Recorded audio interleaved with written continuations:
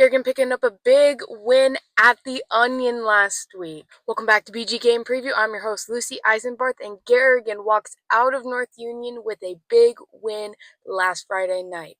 We're going to break it all down and maybe look at some other sports as well. Before we get into it, make sure to like, subscribe, and go follow BG Game Preview on Instagram to stay up to date on all uploads and maybe catch some short form content coming soon. I released my first short form video last week, and you can expect to see more on the way. To start off this video, we're going to hit a little recap rewind on Garrigan's 54-7 win at North Union last week.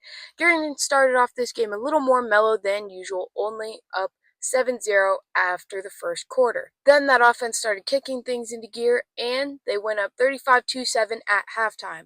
In past games that we've seen from Garrigan, they've gone up a lot earlier. Jumping into the stat line side of things, senior quarterback Tate Furch completed 10 of his 14 passes for 222 yards and 4 touchdowns. He also rushed for 68 yards and 2 touchdowns on the night. Senior running back Ethan Marceau rushed 15 times for 106 yards and 2 touchdowns. Leading receiver for Garrigan this week was junior Weston Rosemeyer with 4 catches for 131 yards and 2 of the 4 touchdowns thrown by Tate Furch. Looking at overall team stats, Garrigan had 231 rushing yards and 4 rushing touchdowns on the night, comparing that to North Union's 46 rushing yards and 0 rushing touchdowns. North Union's 1 touchdown on the night did not come from receiving either. It did come from a kickoff return touchdown. Looking over to the defensive side of this game, Garrigan ended up with 1 sack on the night, 4 TFLs, and 2 fumble recoveries. Neither quarterback threw any interceptions, so they stayed clean there. Comparing that over to North Union's defense, North Union didn't get any sacks on the night, had 3 TFLs and 1 fumble recovery. This has been the toughest game for Garrigan so far on their schedule. People thought Kingsley Pearson would be tough coming down from a 2-8 man, and Garrigan seemed to handle them pretty well. St. Ed's was a tough opponent, especially with the rivalry and it being on the road, and they handled that very well. This game they still took care of, but it just took them a little longer to get that offense going than we've seen in the past couple of games and so far this season. Something new that we saw in this North Union Garrigan game was Garrigan's passing offense showed a lot more. Rushing kind of seemed to take a step down, and the passing just went up. Rushing obviously was still a key factor for Garrigan, as it always is, but the passing game really seemed to be on point for Garrigan last Friday. I apologize, this is the next day I am filming this. That's why the lighting's different. Obviously, the shirt I'm wearing is different, but there was something I wanted to point out that I didn't yesterday when I filmed this. Another key factor in this Garrigan offense that I don't talk about a lot, but is a huge part of their success, is Garrigan's offensive line. Behind every great running back is a great offensive line that gets them an opening to get the ball up the middle. I want to show a little love to the Garrigan offensive line for what they do for this team. I talk a lot about offensive skill players, but it's the things like the special teams and the offensive line that really do help this team come together and be successful. Another huge factor in this game is that it is a huge rivalry game. Garrigan and North Union do butt heads a little bit, and it was on the road this year. Overall, a great win for Garrigan, moving them to 6-0 on the season and knocking the Warriors down to 2-3. My final score prediction for this game was 62-6 Garrigan, I believe. If I am wrong, I'll put a note somewhere. But overall, not too far off either way. A good win for Garrigan, setting them up for their Week 7 opponent, who we will look at right now.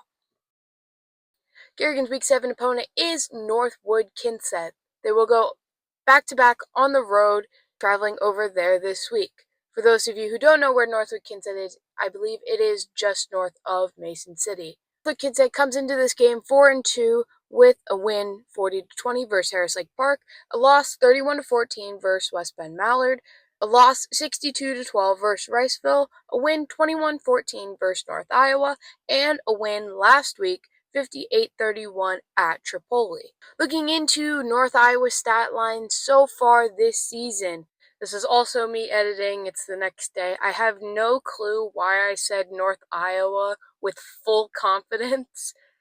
I meant to say Northwood Kensett. If I ever say North Iowa for the rest of the video, or if I ever say a team that just isn't correct, I will try to catch it. If not, I apologize. Senior quarterback Alex Tideman has completed 17 of his 38 passes for 249 yards and 3 touchdowns. He's also rushed for 672 yards and 13 touchdowns on the year. This is off of 105 attempts. He is the leading rusher for Northwood Kensett. Leading receiver for the Vikings is Bowen Ben, a senior, with 7 receptions for 170 yards and 2 touchdowns. Alex Tideman also is leading this defense with 49 tackles, 5.5 CFLs, 1.5 sacks, and 1 fumble recovery so far on the year. So far on the year, Northwood Kensett has rushed 255 times for 1,584 yards and 22 rushing touchdowns. They're averaging 6.2 yards per carry so far. Another thing I can look at just in the offense is that Alex Tideman is a real leader and a key factor to this Vikings offense. He can throw the ball, he can scramble out of the pocket, and he's also leading this defense. He's a huge player for this team and will be a player to watch for this coming Friday. Looking over to this Vikings defense, they have 9 total sacks on the season, 23 tackles for loss, 0 forced fumbles, but 4 fumble recoveries. 1 fumble returned for a touchdown and 6 interceptions, with 1 being a pick 6. Overall, I think this should be a decent matchup, but I do think that Garrigan will outlast Northwood Kensett. I think that Garrigan will be able to stop Northwood Kensett's run, and that will be a huge factor into their success in this game. Northwood Kensett will have to find other ways to move the chains on offense, whether that be passing, whether that be drawing up some new runs, but I do not think that they will be prepared for this Garrigan defense, and that will be their downfall. Overall, Northwood Kensett is a good team on paper. I do not think that they will be able to beat Garrigan in this game and pull out the win. My final score prediction for this game is Bishop Garrigan 58, Northwood Kensett 6. I do think that the Garrigan offense will be able to take advantage of this Northwood Kensett defense, and that Garrigan will be able to in turn stop the run, limiting Northwood Kensett's offense a lot, as that is the main part of their offensive scheme. This would move Bishop Garrigan to 7-0 on the season and knock Northwood Kensett to 4-3. Now that we got this week's predictions and stat lines covered, I want to take a look at the top 10 rankings from IAHSAA to see where the shift is from the beginning of the season. Your Bishop Garrigan Golden Bears are still ranked number 1 in the state for 8-man, with a record of 6-0. Followed by them is the Woodbine Tigers, also 6-0. And rounding out the top 5 is Gladbrook Rhinebeck, Iowa Valley, and Audubon, all with undefeated records. Following Audubon at 6-7 is Edgewood Colesburg and GTRA. Finally, rounding out the top 10 is Don Bosco, Kingsley Pearson, and Fairmont Hills. Kingsley Pearson was a higher ranked prospect by a couple of sources, mainly IA Sports Stats, to be a top 5 team in 8-man this year. They are ranked number 9 as of right now. Fairmont Hills took a drop as well, as their record is 4-2. Don Bosco as well, with their record right now being 3-2 and sitting at number 8. All of these teams are playoff teams and potential teams that we can see coming to Garrigan for a playoff matchup. If Garrigan continues to be undefeated and be the number 1 seed, they will get to host their playoff matchup. Teams that I would expect to see at the Dome this year are Gladbrook Rhinebeck, as they have been the past few years. Iowa Valley is another one to look out for. Woodbine is another one that I haven't seen at the Dome in the past, but has very high potential of making it this season.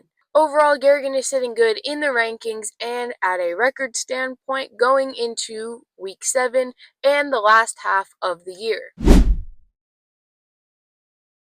Now that the football segment of BG Game Preview is over, I wanted to give a little shout out and a little stat line update on the volleyball team. They have a game versus West Hancock this Tuesday, October 7th, and I do not know if this video will be out before then, so I wanted to give a good luck to them. I also wanted to do a team score on the year. So after their loss versus Forest City last week. Season leaders for this Garrigan volleyball team are Alyssa Hoagland, a senior, is the leader in assists with 289. Amy Bartolo leads the team in kills with 1.8 and a 15.7 kill percentage. Madeline Tigges is leading this team in blocks with 44. Kate Berkey is leading the team in digs with 247, and leading the team in serve aces is Rakaya Nielsen with 8.4. Most of these stats stayed the same. A couple of players moved around, and I do know that Garrigan might be without their leading blocker, Madeline Tigges, Tuesday night, as she did injure her ankle last week. I do not believe she played in the Forest City game, if I am correct. For fun, I am going to compare these two teams, looking over at West Hancock's stat line. As a team, they have 208 assists on the year to Garrigan's 483. Comparing kills, West Hancock sits at 259 right now to Garrigan's 506. They're averaging 4.9 kills per set to Garrigan's 7.6, and they have 1,279 kill attempts on the season. They've got 4 solo blocks to Garrigan's 38 and 42 block assists to Garrigan's 114. 476 digs to Garrigan's 933, and 79 serve aces to Garrigan's 96. West Hancock sits at 2-18 right now, and your Garrigan Golden Bears sit at 8-17. Overall, I do think that Garrigan will come out with the win at home tomorrow night, and good luck to them. Though this video might not be out in time, I do still want to make a score prediction. I'm filming this on October 6th at 4:15 p.m. My final score prediction for this matchup is Garrigan taking the win 3-1. I do think that Garrigan's kills will be able to almost set a tone at the beginning of the game for West Hancock. Their lack of blocks will lead to more opportunities for Garrigan, which will be a key factor in deciding this matchup. Anything that West Hancock will throw at Garrigan, I do think that we will be able to receive and set it up to get a kill. I think the consistency of the Garrigan volleyball team will outweigh West Hancock's inconsistencies, and they will come out with the win in this matchup 3-1. I'll post a final score here if this video doesn't come out in time. If it does, I will talk about it in the next video for Week 8 football and everything else. With that, that is the end of BG Game Preview for Week 7. Make sure to like, subscribe, and comment down below anything that I missed or anything that you want to see me cover. Some player interviews might be coming soon from runners of the cross-country team, swimmers on the swim team, maybe some football and volleyball interviews as well. I also continue to do all of this into basketball season, like I mentioned at the start of this whole project. So basketball player interviews for preseason might be coming soon as well. Go follow BG Game Preview on Instagram to stay up to date on all uploads and catch the short form content that you won't catch on here. Without further ado, this is Lucy Eisenbarth signing off on BG Game Preview.